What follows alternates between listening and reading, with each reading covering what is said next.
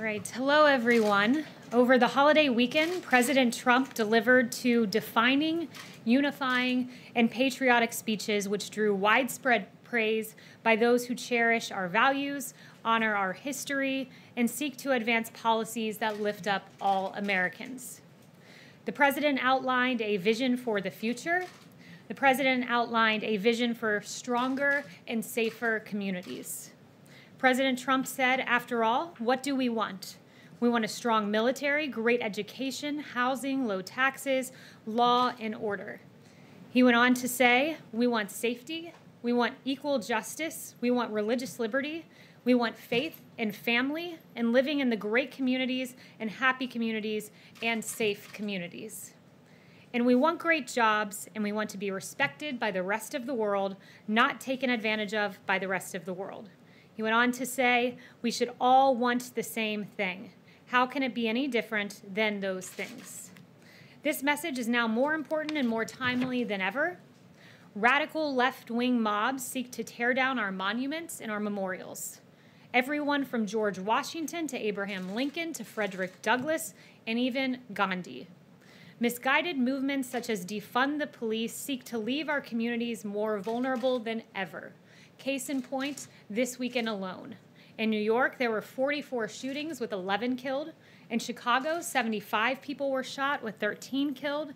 And tragically, at least 5 of these individuals were children who were killed in cities across the country, an absolutely devastating loss, and we grieve for those families.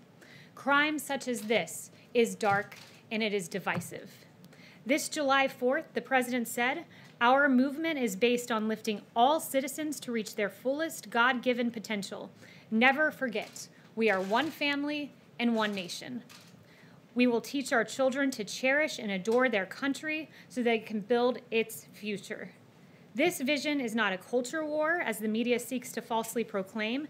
It's an embrace of our American family, our values, our freedom, and our future. And with that, I'll take questions. Peter. Kayleigh, I want to ask you just a couple questions. The first one, why is the president so supportive of flying the Confederate flag? So I think you're referring to a tweet this morning, is that right? Correct. Well, I think you're mischaracterizing the tweet. The tweet was aimed at pointing out that the FBI report of the alleged hate crime at NASCAR concluded that the garage door pull, which had been there since last fall, was obviously not targeted at a specific individual because, in fact, it was a garage pull, and in fact, it was there since last fall, long before these 43 teams arrived. And it was concluded by the FBI that this was, quote, not an intentional racist act. For clarity, I'm asking you about the Confederate flag. So my question is, why is the president so supportive of flying the Confederate flag? The president never said that. Again, you're taking his tweet completely out of context. The president said that NASCAR saw bad ratings because they took down the Confederate flag, banned the Confederate flag. Does he believe NASCAR should fly the Confederate flag, and why don't they fly it here? The whole point of the tweet was to note the incident, the alleged hate crime, that it in fact was not a hate crime. At the very end,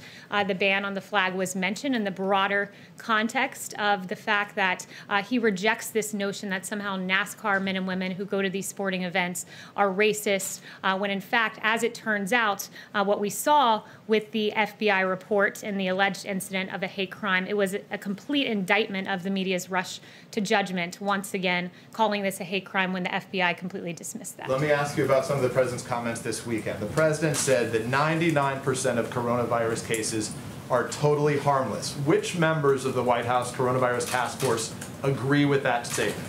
So what the president was pointing to, and I'm glad you brought it up, was a factual statement, one that is rooted in science, and one that was pointing out the fact that mortality in this country is very low. And I have two charts that we'll pull up to illustrate that. The first chart is the case fatality rate in the United States. And as you can see, the mortality rate has gone like this, the case fatality rate. And also in the second chart, you'll see, hopefully they have it up behind me, but the case fatality rate in this country vis-a-vis other European countries is much lower than, let's say, France and Italy. And what that speaks to is the great work of this administration with therapeutics and remdesivir and dexamethasone, and that's what the president was pointing out. So I want to get back to just to follow up quickly, though. So if you don't die, is it not harmless? The president was noting the fact that the vast majority of Americans who contract coronavirus will come out on the other side of this. Of course, he takes this very seriously. Of course, no one wants to see anyone in this country contract COVID, which is why the administration has fought hard to make sure that's not the case with our historic response effort. John. Kayleigh, to follow up on Peter's question, what is the president's position? Does he think NASCAR made a mistake by banning the Confederate flag? So he said I spoke to him this morning about this, and he said he was not making a judgment one way or the other. The intent of the tweet was to stand up for the men and women of NASCAR and the fans and those who have gone in this rush to judgment of the media to call something a hate crime when in fact the FBI report concluded this was not an intentional racist act. And it very much mirrors other times when there have been a rush to judgment, let's say with the Covington boys or with Jesse Smollett. But let's drill down on the Confederate flag. Does he think it was a mistake for NASCAR to ban it? The president said he wasn't making a judgment one way or the other. You're focusing on one word at the very bottom of a tweet that's completely taken out of context and neglecting the complete rush to judgment. Wasn't he saying that NASCAR's ratings are down because they banned the flag? That's what he said. The president was noting the fact that in aggregate, this notion that NASCAR men and women who have gone and who are being demeaned and called racist and being accused in some venues of committing a hate crime against an individual, those allegations were just dead wrong. Does he think his supporters should not take the flag to Trump rallies? Has he considered banning the Confederate flag from Trump rallies? Well, at Trump rallies, all flags that are not official campaign gear are banned. Yes. Kayleigh, why is it Bubba Wallace's responsibility to apologize for an investigation into a noose that he didn't report and he never even saw? It was NASCAR that found this, that reported this, and even the FBI referred to it as a noose, even if they said it wasn't a specific crime against Mr. Wallace. Why is the president even suggesting that Mr. Wallace should apologize? Well, look, the FBI, as I noted, concluded that this was not a hate crime, and he believes it'd go a long way if Bubba came out and acknowledged that as well. This was not a hate crime as noted by the FBI. He's been very clear that the FBI found this was not intentional. Why is he directing this at Mr. Wallace? So one of the things that's this is where the president comes from, and this is where the president stands. And he actually hinted at this in his July 4th speech. To those in the media who falsely and consistently label their opponents as racist, who condemn patriotic citizens, who offer a clear and truthful defense of American unity, we want a clear and faithful defense of American history and unity. And when you level false charges, you not only slander me, you slander the American people. He believes the American people are good. And the allegations and the rush to judgment with Jesse Smollett in the Bubba Wallace case and with the Covington Catholic boys, we shouldn't be so quick to jump onto those narratives. Those are just three examples of those that have been proven false. An investigation that someone else initiated, suggesting he was possibly the victim of a hate crime? Yes. The governor of South Dakota flew back on Air Force One after having contact with somebody who had tested positive for the virus. Why was that allowed to happen? Did she have contact with the president on the trip back? And has the president continued to test negative since that interaction? Yes, the president is tested constantly, has tested negative, and those around him are tested as well. But why, the original question is, why was she allowed to fly back on Air Force One with the president when it was known that she had had contact with somebody who had tested positive for the virus? Yeah, I'd have to refer you to Secret Service on that, but I'll tell you this, they take the president's health very seriously. They would never put him in a situation that would put him in harm's way. And just one follow-up, please. Yes. On executive orders, the president has set a pretty brisk pace on those this year, and as a candidate, he had been critical of President Obama's use of executive orders, but he seems to have really stepped up the pace on these. And I wanted to ask, what does he find? What is the strategy behind issuing more than one a week so far this year? And I know he's getting ready to issue more in the coming weeks. Well, he will use the powers in his executive toolkit to further the agenda of the American people. That's his intent with these executive orders. And I would just note that with regard to the DACA decision, the Supreme Court has suggested he has pretty wide discretion to act. Yes, Jeff. Kayleigh, with regard to the president's reference about the 99% being harmless, does the president worry at all that by downplaying the severity of the virus, that it will lead Americans to be less careful president isn't downplaying the severity of the virus. What the president's noting is that at the height of this pandemic, we were at 2,500 deaths per day. We are now at a place where on July 4th, there were 254. That's a tenfold decrease in mortality. On July 5th, 209 individuals, down 23% from last Sunday and the lowest Sunday since March 28th. The president's made clear we grieve when just one life is lost, but he wants to note the progress that we've made in treating this very serious virus. When we have therapeutics like convalescent plasma, remdesivir, dexamethasone, convalescent plasma in particular was spearheaded by this administration. He's pulled down bureaucracy and allowed us to get to a place where we can have this declining mortality rate. Just to follow up on the NASCAR thing, you were saying that we're taking the tweet out of context, but this is what he tweeted. He says, has Bubba Wallace apologized to all those great NASCAR drivers and officials who came to his aid, stood by his side, and were willing to sacrifice everything for him, only to find out that the whole thing was just another hoax. That and flag decision has caused lowest ratings ever. How are we misinterpreting that? I've explained to you, this is, I guess, the fourth attempt, but we'll try it again.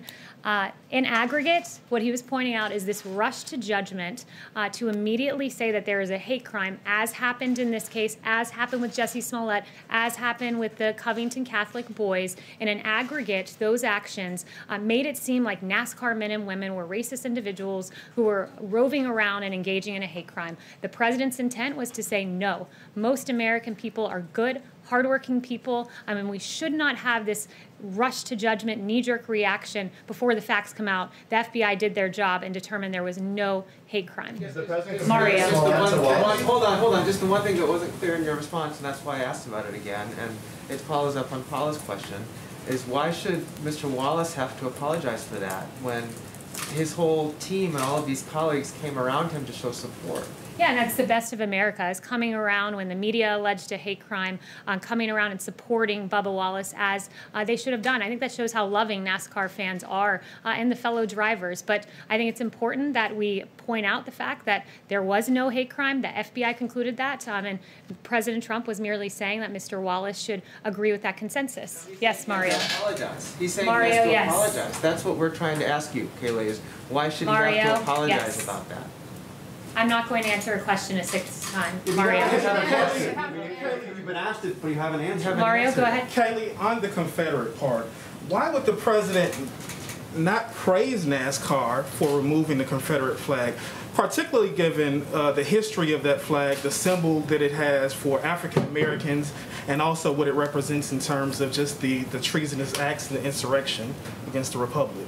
So why would he not praise them for taking that down, even if it's a ratings hit? The president takes great offense when Americans are knee-jerk reaction summed up as racist. And in aggregate, the picture being painted here in this incident seemed to be that there was that suggestion there, when in fact what we're seeing across the nation is this vast cancel culture where we're going to tear down our monuments, we're going to tear down Gandhi, we're going to tear down George Washington, we're going to tear down Lincoln. It's really quite appalling what we've seen happen across the country, and the president wants no part in cancel culture. He wants no part in the tearing down and defacing of Matthias Baldwin, an abolitionist, Philadelphia's Civil War soldiers, John Greenleaf Whittier, vandalized, an abolitionist. He wants no part in this.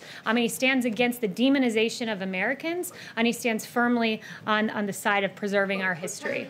Yes. The flag is a different issue. He's not, I said from the very top of this briefing, he has not given an opinion one way or the other on that. I just spoke to him this morning. Yes. What exactly does the president see as positive or uniting then about the Confederate flag? Why did he decide to tweet about it then this morning? The president never used those words. Those are the words of a reporter, not that of the president of the United States. Yes, Phil. The president argued on Friday and then again on Saturday that many of the problems the country faces stem from, quote, extreme indoctrination and bias in the education system. If that's the case, is he working with Secretary DeVos to address what he sees as a major problem? What steps is he taking to undertake this, and could you give us an example? Yeah, I'd have to inquire about that, about specific steps that he's taken. I'm not aware of his conversations with Secretary DeVos, but I will certainly follow up. But look, we've got a real problem in this country.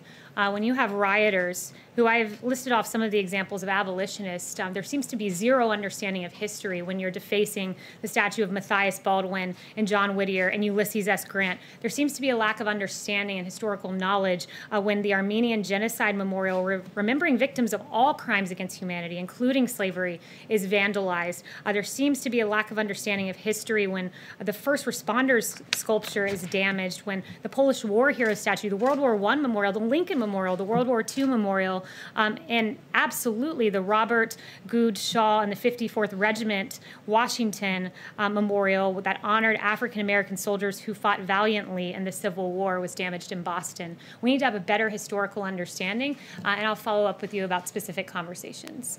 Yes, Holly. Thank you, Kayleigh. I have a question about masks. The president has sort of equivocated on the issue of masks, and we know that a number of Republicans are starting to say that it's the single most important thing that Americans can do to protect each other. What is the president's message to Americans who hear those messages and say that they simply don't want to wear a mask? What does the president say to those? The president was very clear last week that if he were in a situation where he wasn't tested daily and he was in close proximity and unable to social distance, that he would wear a mask.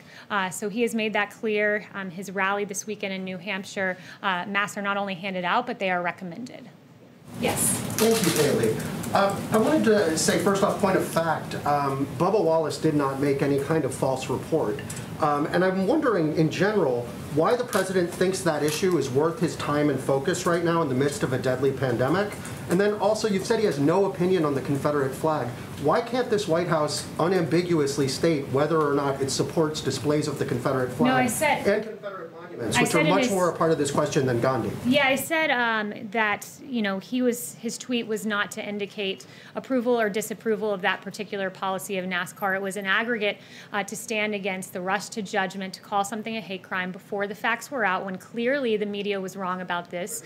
When clearly, I never said that. Perhaps one of the reporters said that, but I certainly did not. But he believes that we should be, that the truth matters, and that the truth was the FBI did a thorough investigation, and what was concluded that there was no hate crime here, and we should all be grateful for that, grateful that NASCAR fans came together in a great display of American unity around Mr. Wallace, but then we should also be equally unequivocal about the truth of this situation here, and that most Americans are great, hardworking people. Why is this cultural stuff worth his time and focus during the pandemic? Yes, he's focused on two things at once, something we're all capable of doing. And what about an unambiguous statement on the Confederate flag? Are we capable of doing that? Look, the president has made clear he was not taking a position one way or the other in that tweet. Exactly. Yes. Well, why not? Yes. Thanks, Kayleigh. Two quick questions, if I may. Does the president support the Cleveland Indians and the football team here in Washington considering changing their names? I haven't spoken to the president on that. And on the other question, who came up with the list of historical figures that the president wants honored in his in this garden of statues that he put out this executive order about? Who came up with the list of people to be included there? So I don't know exactly who came up with that list. I can ask about it, but it's a pretty extraordinary list of people. I think we can all agree on the fact that great American heroes are people like Harriet Tubman and Frederick Douglass and Booker T. Washington and Martin Luther King Jr. These are incredible men and women in our history, Susan B. Anthony and Billy Graham. So I think we can all pretty much widely acknowledge that these are American heroes. Yes. Thank you, Kayleigh. The president signed the Payroll Protection Program extension over the weekend. There's $132 billion in the pot. What does the president think that money should be used for if it's still there after August 8th? And then in a CARES 4 specifically, what should be there to help small businesses? Yeah, so I don't have any updates on Phase 4. I've mentioned that the payroll tax is something of great interest to the president because it would help low and middle income Americans most. The PPP funding, they've done an extraordinary job with that. Small businesses across the country have gotten this, and we've kept people on payroll. So he's very pleased with the progress that's been made there and the continuing functioning of the PPP. Would he veto a bill then that did not have a payroll tax relief in it?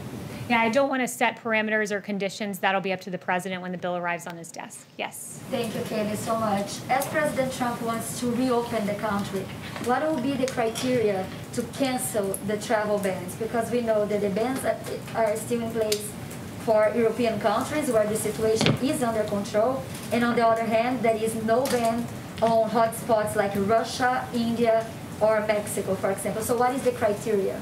Yeah, so I don't have specific criteria to give you. I'd have to refer you to the State Department and Secretary Pompeo and his remarks on the topic during his last press conference as where we currently stand.